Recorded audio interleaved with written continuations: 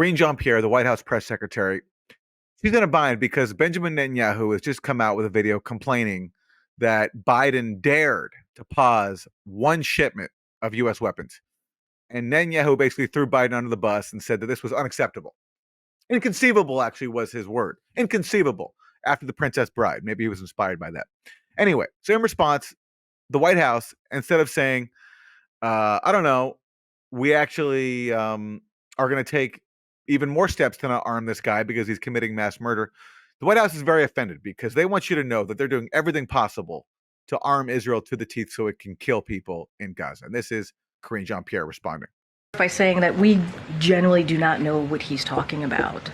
We just don't. A couple of things that I do want to add, and you're right, there was one particular shipment of munitions that was paused, and you've heard us talk about that many times. We continue to have these constructive discussions with Israelis for the release of that particular shipment that I just mentioned, and don't have any updates on that. There are no other pauses, no other pauses or holds in place. And so, as Secretary Blinken said today, he took some questions from some of your colleagues and spoke to the press. Obviously, everything else is moving in due process. That is coming from Secretary Blinken. You heard directly from him earlier today. Cancel. Thanks, Karine. So just to confirm, only the shipment of those 2,000-pound bombs have been withheld? Yes. Got it. That's to confirm it, yeah. Wow. I'm so relieved that the United States is doing nothing whatsoever to stop Israel from committing war crimes, even though Biden admitted that Benjamin Netanyahu is motivated by political opportunism and wants to extend this war so that he doesn't get into political trouble. Look how, ashamed they are that they even paused one weapon shipment. You know, Karine Jean-Pierre is doing everything she can to make people know that they only paused one shipment, and then she's like, and we're still doing what we can to possibly explore unfreezing that shipment. We're having constructive discussions, which I'm sure will bear fruit. I'm sure they'll ultimately send off that one paused shipment too. But it's like, that's what they're ashamed about, that they paused one shipment, not that they've allowed every other shipment so that Israel can destroy Gaza and kill tens of thousands of people. In response to Netanyahu's outburst, they canceled a meeting, right? Huge deal, guys. Very strong symbol. Yeah. But then you know what one U.S. official said to Axios, which reported this? They said, the meeting wasn't canceled. It's just been postponed. So just like the weapon shipments, it's not canceled. It's just paused, and we'll find a way to make it happen. Right. But the way, of course, Axios reported on it, Barak Ravid said, scoop, White House cancels meeting, scolds Netanyahu in protest over video. So we're supposed to think that Biden is being really tough on Netanyahu. Oh, yes. I'm sure Netanyahu's really feeling the heat that he had a meeting canceled, which just gives him more time in his day to figure out how to kill people in Gaza rather than have to listen to a bunch of U.S. officials pretend to hold him to account. And apparently the prime minister of Israel, so Benjamin Netanyahu, but Israeli PM on Twitter, tweeted out, U.S. Ambassador to Israel Jack Lew told Prime Minister Netanyahu yesterday that the ammunition and weapons that the PM referred to are in the process of being delivered to Israel. So it's a happy ending. All's well that ends well. Next, we have some news from New York City Mayor Adams, and he has some thoughts and actually a policy shift that he's proposing about masks. He wants to ban masks on the subway and at protests.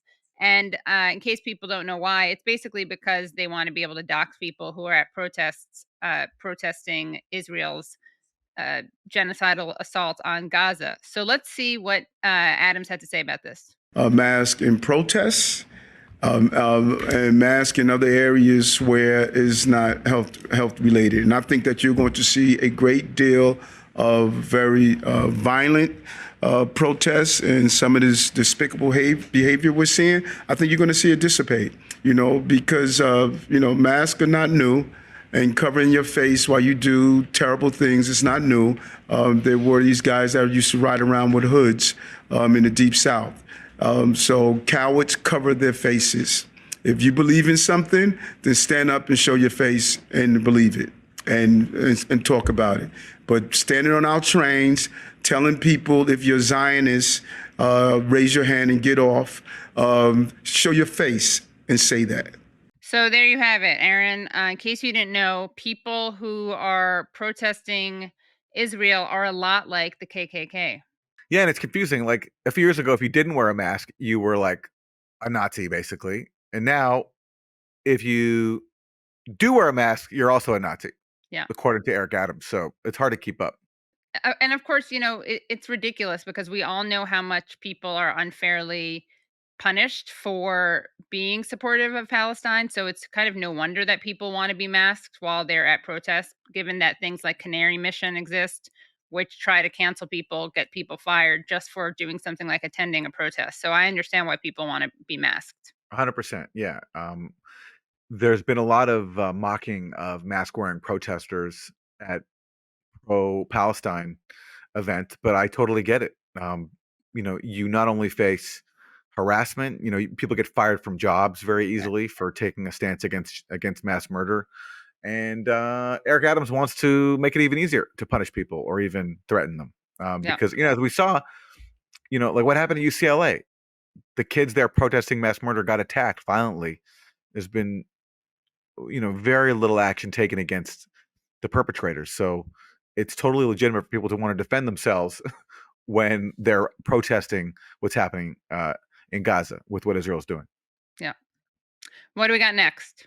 Okay, well, let's turn to Jake Sullivan. His job title is National Security Advisor, but if you look at the trajectory of his administration so far, they haven't been, I think, so good for national security. They fueled a proxy war in Ukraine.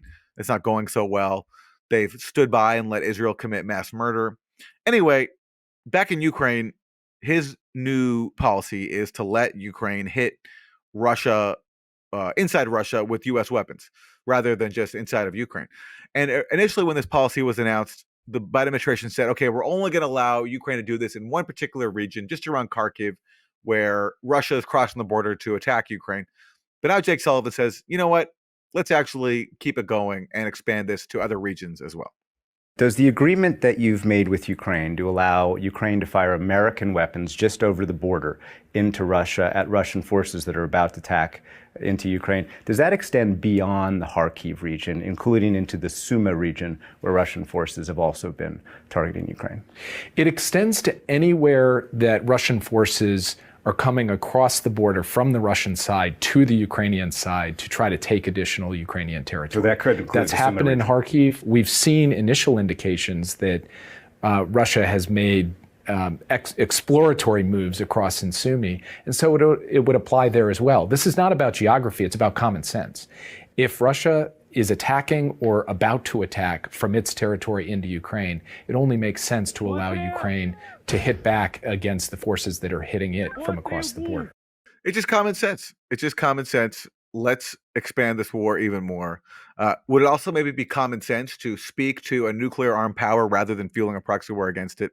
I think so, but then again, I'm not paid to be a national security advisor, so Jake Sullivan, I guess, knows best. You're not paid the big bucks, Aaron. No. And you are a well-known Putinist. Yes, I suppose so. For not wanting to expand this war further. Yes, that's what they call me. Yeah, because you don't want a war to expand, which kills Russians and Ukrainians. Yeah. Especially when there are other options like diplomacy. And on this week's Useful Idiots, which you will watch very soon, our loyal audience, we speak to a former British diplomat who's very involved in all this, Ian Proud, who was very critical of the prevailing U.S.-UK policy to fuel this proxy war. So stay tuned for that.